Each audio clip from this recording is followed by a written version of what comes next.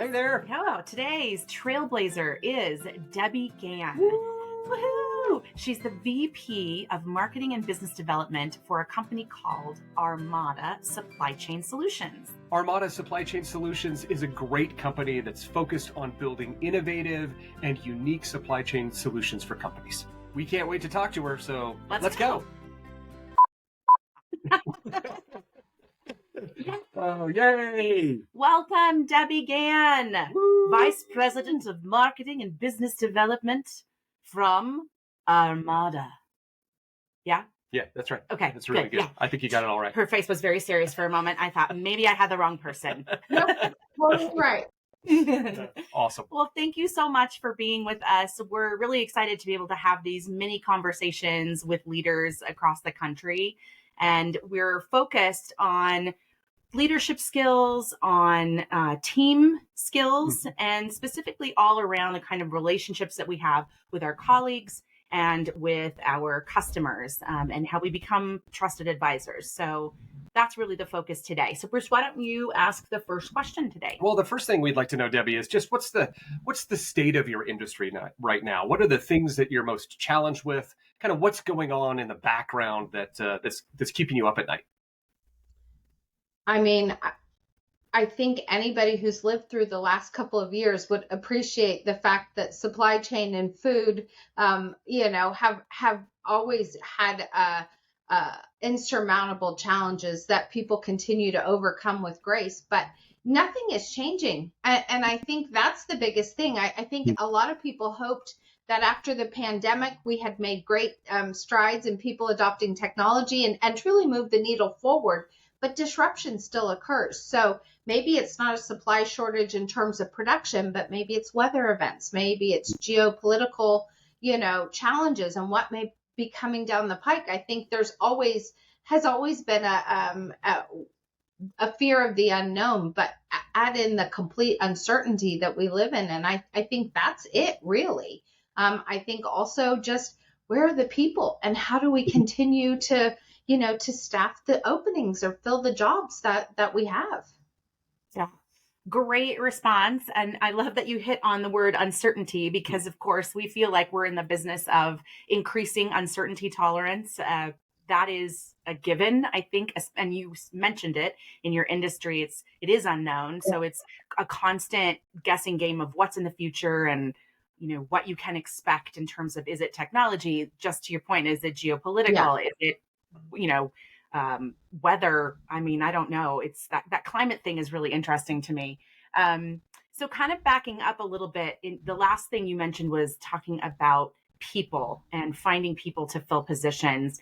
When you think about what is needed in industry today in terms of the kinds of skills folks need, and I mean beyond technology, beyond those technical skills that we're always looking for, what stands out for you as powerful skills needed in business today?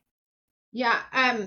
So it kind of goes hand in hand with how do you live in supply chain, right? I think it's resilience. I think it's creating environments that give people the ability to be resilient. And, we have always said, bend, don't break, right? But what if you could get them in front of the chaos? And what if you could, sort of maybe smooth the water so that your life isn't so hard, so that the challenge isn't so real? And so we see that in supply chain, but I think it's the case from a people standpoint too. Put people in an environment where they can succeed. Give them the tools, like all the tech, all the things that they need, but more importantly, pay attention to them. Make sure they understand how they fit in. Don't leave those conversations unspoken, right? They'll get it. They'll figure it out. Well, I think it's more than ever, people just want to be connected and want to be supported. And if you can do that, I think, and they want to feel like they matter in your company.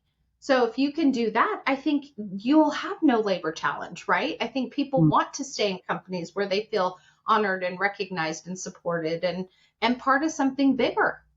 Yeah, I love that. That's great. When you think about resilience specifically, what are you looking for when you're hiring people, right? When you're looking at somebody's resume or interviewing people, how do you test for resilience? How do you have that conversation to really get at will this person be able to, as you described it, bend, not break? Yeah.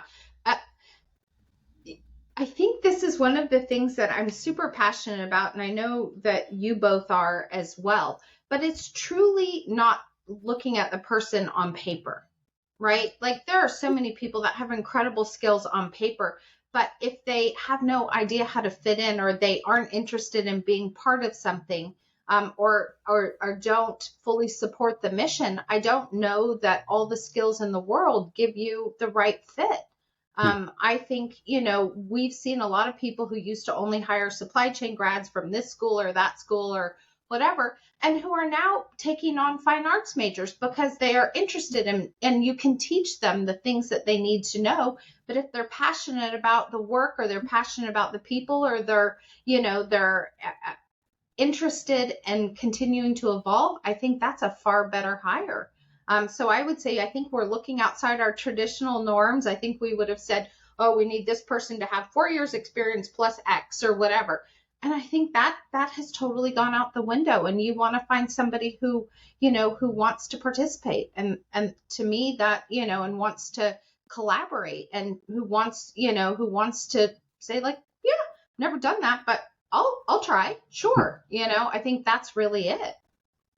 You've made 2 Bachelor of Fine Arts majors very happy with your comment on, hey, we want to hire fine arts people. Just saying, liberal arts. The company parties are way better probably now, yes, right? That's so right.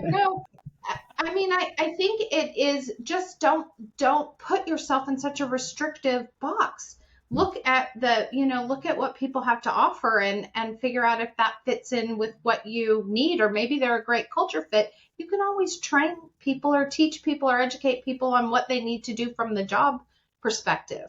Yeah, I love that. And actually it's the resilience piece, I think, is critical. I've been thinking a lot about upskilling and reskilling lately, because what you're seeing in industry is, I think I watched something the other day just about the technology that they're using now to grab product, box product, move product, and fulfillment centers and things like that. Whereas you might have had people doing these jobs before, you now have technology doing these jobs. And so what happens to all of the people who were depending on that paycheck? Yes, there's less injury. Yes, there's less workman's comp claims. What are we doing strategically to think about those folks? So it's a really interesting thing. And so speaking kind of peoples on that vein, when you think of a team, and a team that is just really working well together and really humming, what are the characteristics within that team that you think elevate it to that next level to become high performing?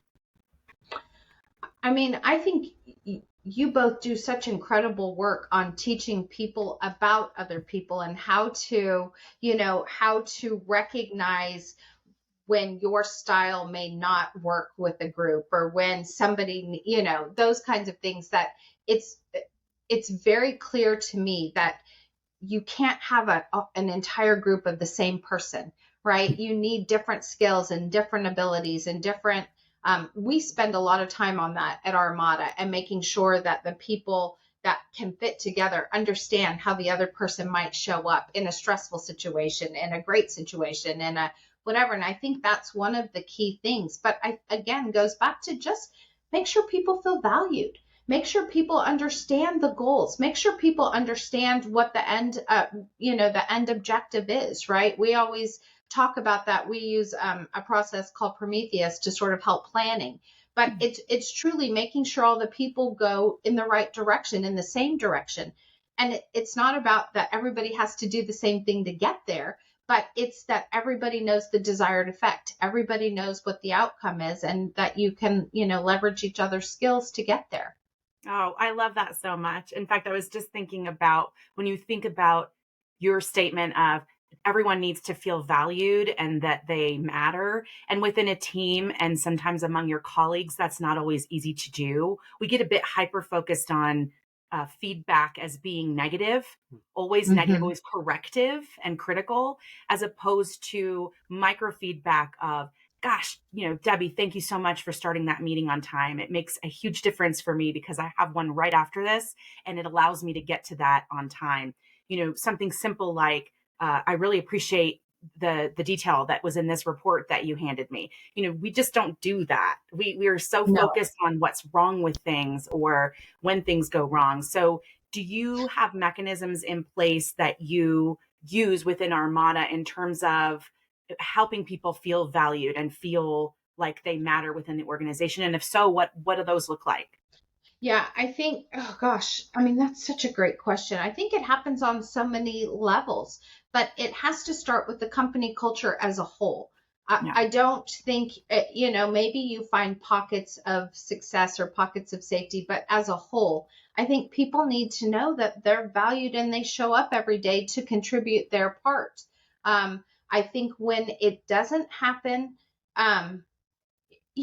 there's so many life events that could affect it. People have bad days, like all of the things. And just knowing, I think maybe one of the big things is knowing that people aren't out to get you or that they didn't deliberately sabotage this. I feel like our mind goes to like, I can't remember who said it, but it was such it hit home for me. It was like, if somebody wrongs you, well, that's just who they are. But if you've done it, well, that was situational. Like that just happened and it's not a reflection of who I am. Right. And I think that's such an intent. And I truly wake up every day thinking like, most people are not out to get you. Most people aren't like hoping to better themselves and make you look worse or whatever. And if you can go at it with that intent, I think then you can have the conversation. Lorraine actually was just on our chief commercial officer was just on a panel last week talking about difficult conversations. And it's that, I think if you have to get to that point, then you have to have the difficult conversation. But if you both show up, knowing that the other person has your best interest in mind or that you only want the best for your team, your organization, whatever, then the conversation may still be awkward and nobody wants to have it, but it is done with coming from a much more kind and honest position. I think then just assuming the worst and knowing that person is, surely sabotaging you and out to get you and ruin your project and sink your thing. You know what I mean? I think that's it. Yeah, what it sounds like there is it's a culture of trust and support, right? It's what we all dream of, that we're a part of and that we do, and as leaders, I think that we create. What's amazing to me is how many leaders don't create that. It might be lip service, it might be something that's written in corporate values, and then all behavior indicates that that's not the truth. How do you reconcile that when you come across leaders, and not saying this is in your organization, just in your past experience? How do you reconcile that when the culture from the top down isn't right? I mean, I can't think of somebody who hasn't had a challenging place to work or where it's all been just, completely golden or gravy or whatever. So I think it's that. I think you have to continue to show up authentically and not, sort of turn into the culture, or maybe you're the person who can help put a wrench to go a different direction and, hold true to what you believe and how you treat people. And I think that's probably, to me, the most important thing you can do as an employee. I think if you're a leader, and there's pressure and there's results and there's all of those things, it's just to be mindful that the people who show up on your behalf every day, if given sort of a clear direction, there's not very many people that work hard to not achieve, right? I think you have to believe in people and you have to give them, your best at showing up and creating an environment that's good for them. And if you can't get that, and Bruce, I remember a story about one of your, I think, when you were an employee of a position that it put you in a really difficult situation. I think it's that if you can truly not work in that, environment, it's try and find a different job. I think there's no point continuing to stay in a toxic environment or in a, sort of unfixable position. Yeah, I agree. In fact, I think the hardest part about that is oftentimes people find themselves in situations where, because it is accepted at a level above them, somehow that it becomes the norm, and then everyone around you is living in this kind of sci-fi world of acceptance that this behavior is going on. I can recall a time when I worked at a company, and we had an employee that was a particularly difficult personality, and I mean, I've heard people call them bad seeds, etc. And the leader wasn't seasoned enough to have that difficult conversation to kind of intercede. Is that the right word I'm looking for? Before nip that in the bud before it continued to escalate. Yeah. And then radiate outside of that person into the rest of the team. And you could start to see other people eventually picking up some of that same behavior. Well, if they can do it, I can do it.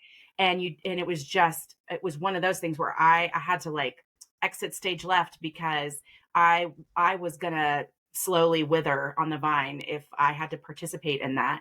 And so you're right. There's lots of jobs out there, and hopefully people can feel empowered enough to either leave that situation, or if they do have leadership that presents an opportunity for them to share, they can. Yes. I mean, I think there is no worse position to feel like there's no hope, right? Like that. I mean, I think in any situation that's terrible, but it's hard to wake up every day and perform at an incredible level if you're like, why am I doing this? The people aren't helpful. That's just tough all the way around. And I know a lot of people have been in that situation at one point or another. And, the relief when you leave, or when you find something else and you join someplace that's more conducive to, to your goals and to what people are doing, is I think you just don't appreciate how much stress it causes you until you're out of it. Because it's hard when you're living it to actually see it for what it is. That's true. Question for you, Debi, now, kind of looking on the other side, right? The people that you manage, and as you're looking to hire and bring in people, it's a different group of people that we're hiring today, right? The Gen Z, they're just they're different in the way that they behave than certainly me as a Gen Xer, Gail as a Gen Xer did. What are you doing to address those differences as you're bringing in people with maybe different expectations or different ideas about what a job looks like, and bringing them into your culture? Or hate getting on the phone and having a conversation. Oh yeah, that's right. Actually picking up a phone. We text a lot more. No, I mean, it's funny because I actually was doing a marketing presentation. I'm like, this is the weirdest time in our history, in that we have 4 generations that we're selling to, or that we're trying to message to. And it's truly that. It's understanding how people want you to show up for them. I am fully cognizant that, and having a child as well, who, when they say like I have to call this person, and like, if I call them, like, what do I say? Right. It's that. And so it's truly understanding and trying to meet people where they are. I know that if there's a colleague that's my age or even slightly older, I know that a meeting or a conversation or a phone call is probably the best way to get something done, where I feel like I can shoot a text or a Teams message or, do something like that. And hey, if you want to talk about it, I have 5 minutes, or you can sort of shrink the time that people are expected to, to be on camera or be it, whatever. I think though that if it is a difficult conversation, you don't want to text it. And I think it's just sort of knowing the medium that best works for not only who you're talking to, but what you want to talk about, that you have to think through. But I also think there's so much that they teach. Like every day I learn something new, right? About how people want you to talk to them, or what you do not want to say to a certain kind of person or whatever. I'm endlessly fascinated by the same message that can be given 15 different ways and people get the same message. Or if you do it all the same way, what one person hears and what the other person hears is entirely different. So, I mean, I just think if you can be as authentic as you can be, and like I said, try and meet people where they are, probably sets the groundwork for being appreciated and having them also come to meet you where you are.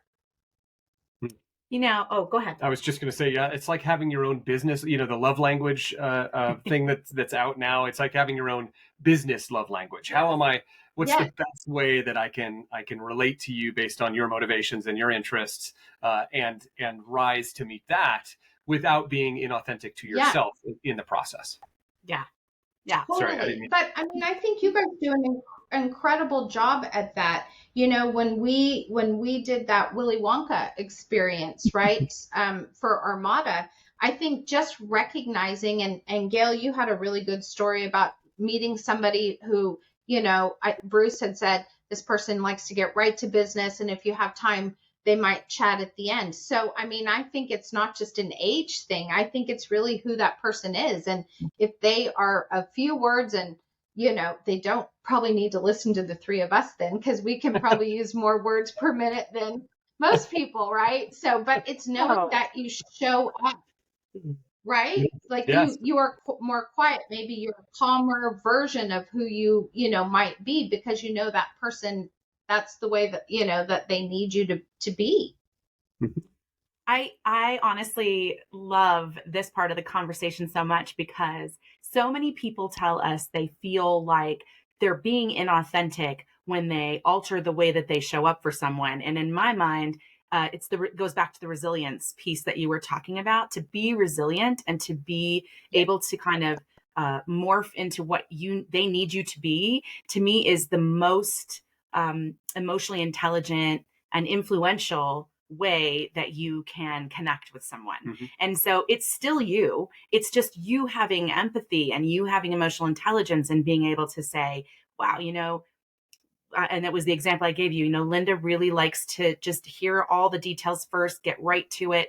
And then if we've got a little time, we can chat about what we did over the weekend. Otherwise, those folks who say to me, well, I'm just who I am, and they just need to get used to it, I find are typically less happy in life. I think they don't have the real kind of trusted advisor, deep relationship with their colleagues and their clients and their prospective buyers that they could have if they just understood how important it is to stay malleable and to stay curious and open to what you could be. So yes, awesome. And I think, why have a conversation if your way is not going to get you anywhere? Like, what is the point of that? And I totally don't believe in being fake or inauthentic at all. But if, I think, like, if somebody is going to give me a list of directions and there's 50 of them, I've tuned out by step 3, right? Like, I don't want that. So if somebody really needed me to do 50 steps, I think they would think through, okay, yeah, she's gone after, 2 minutes, right? So how do you do that for someone else? And if they truly are details and facts and, show up, present, be done with it. And I know that that's going to help me get what I need from them too. Why wouldn't you do it? I mean, it just doesn't make any sense to me that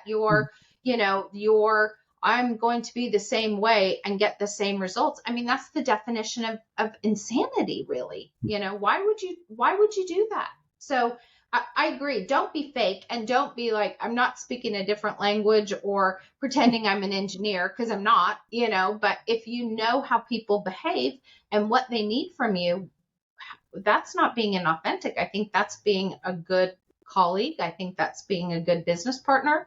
I think that's being, somebody who actually cares about the other person's, requirements.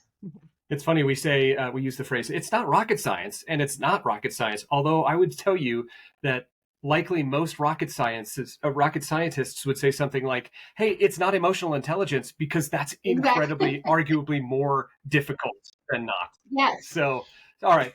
Well, we're coming up on the end of our time. We have one final question for you. Oh, okay. What are you excited about? What's coming in your future, either business or personal, that you're just really excited about? There's so much. I mean, I wake up every day with like, how do I move this needle? Like, what do we do differently? How do we tell more people about Armada? Because we're doing really great things. So from a personal side, it's getting people excited about, and probably you've never used these two words together, like excited and supply chain, but it's really that, right? Like, how do you tell the story that people are engaged and say like, oh gosh, I have those same problems, or gosh, that, that also happened to me, and here's what we did about it. I think it's that. I think it is being able to watch technology, develop like we've never seen it before, and how do we use it, and how do we, how do we stay current or even a little ahead with what's going? How do you find ways to engage with people that, span 4 generations, right? And deliver the same kind of message that doesn't take, like it's the press of a button now. You can, do so many things. That excites me. Personally, it's the end of summer, so I'm not really excited about the general living there. Our daughter just got married, and it was an incredible run, and that was so fun. And now, you just kind of look like I can't wait to wake up every day. Is truly it. Aw. That's great. Well, hopefully we can help spread the Armada message. Certainly what we want to spread is the exciting message. Supply chain. That's it. Together. Well, and what I would say is exciting supply chain, and with leaders like you, people want to work for somebody like you, Absolutely. regardless of industry. I'm glad it's in supply chain. Yeah. So if we can send more people your way, especially people who might be looking for jobs, and you're having a tough time filling them, that's exciting for us too. Yes, So absolutely. Yeah. Yay. I just think these kind of conversations are so important, and I so appreciate you both for, for holding them and having them and making them your passion, because when you show up like this for me, it's really hard to not get excited for the next thing too. So I really appreciate it. that's awesome. Well, Thank you, it has been Debi. our pleasure, Yes. Debi. Thank you so much. And we're looking forward to hopefully seeing you soon. I'd love that. Yay. Wow, what a great conversation that was with amazing. Debi. We hope you enjoyed it as much as we did. If you want to find out more information about Armada, you can reach them at armada.net. Or if you want more information about us, visit us at ExperienceYes.com. See you soon.